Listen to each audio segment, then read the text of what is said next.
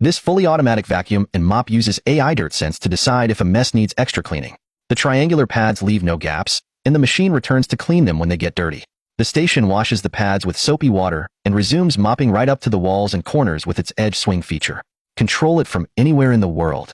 This high-pressure steam cleaner that makes it easy to clean hard to reach places and cuts through grease. This might be the world's best cleaning bucket.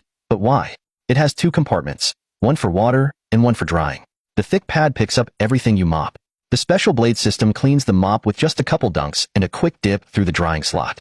You can even switch the pad to mop walls.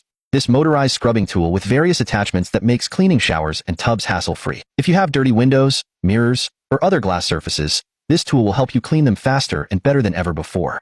It comes with a sprayer and brush that foam up and loosen the grime, which you then collect with the rechargeable vacuum squeegee.